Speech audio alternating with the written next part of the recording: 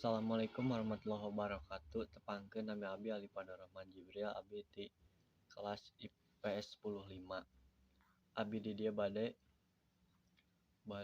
nyaritakeun dongeng Gajah Eleh ku Sireum. Hiji waktu di Telaga Afrika, aya hiji gajah keur ngideug we leumpang ngagayot di talaga.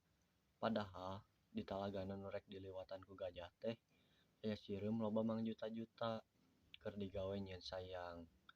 Kapan di Tegala Afrika mah sireum teh nyarieun sayangna marunculung patingruk gunung.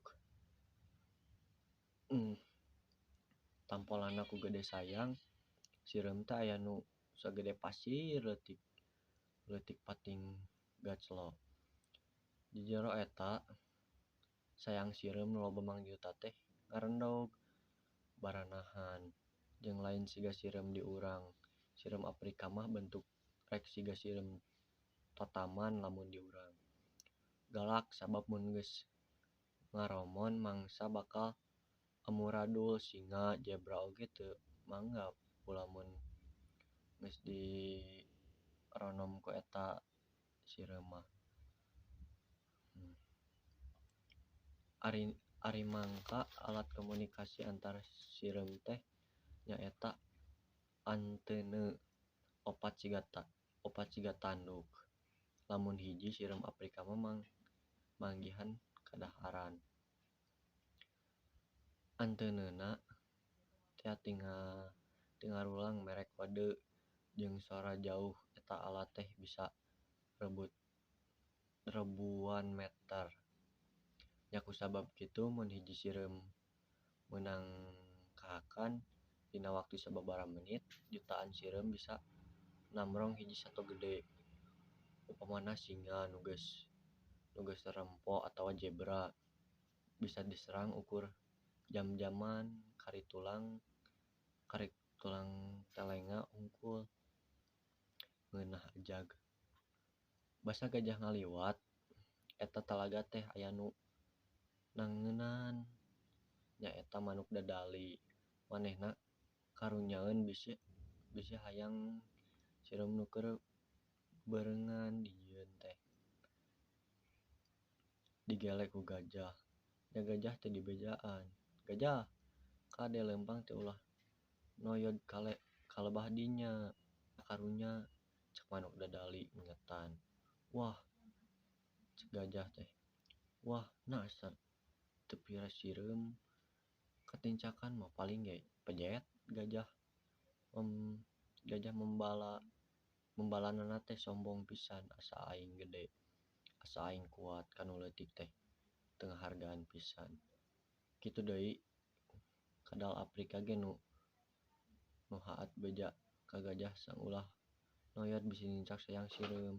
Teu diwaro anggur terus we gajah teh ngadigdeug muru jutaan sireum nu keur parulang anting angkutan taneuh ti jero lombong. Nah barang anjog kana gundukan imah sireum teh ngaleye-leye.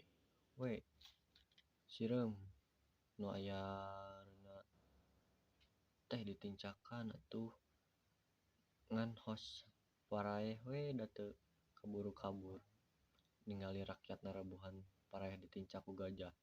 Raja sireum ambek pisan gajah ditangtang perang. Gajah ditangtang kitu teh lain sadar kana kasalahanana. "Kalahkah atoh bari sombong manehna seuseurian. Ari sireum nyieun sinsat keur perang jeung gajah teh." Reuwah sireumna teh nyieun lombong nu jerona sebutan gajah. Dina waktu nu geus ditangtukeun perang di mimitian, loba sato sejenna nu ngalalajokeun perang campuran antara pasukan sireum jeung gajah teh. Gajah nungkulu rek sarurungan teh sieun nu nangtang perang ka gajah. Sireum ngahaja nangtang ti jajalan. Nu geus meunang ngagali teh atuh ditangtang kitu asa dilelewe. Gajah teh beuki ambek. Nembut suruntul ka hareup totol ditincakan. Atuh puguh we barang nepi kana lobang teh ngagurawil we gajah teh asup kana lobang bari tigurawil kana lombong. Gajah ukur bisa ugal-ugalan teu bisa hanjat. Sireum geus puguh deui nempo lawanna ti gebrus teh teu ngakek teu ngakekeun deui terus we napuk nyarocoan teu dibere ampun beuki lila beuki sireum teh beuki loba. Untungna gajah bobor karuyuan.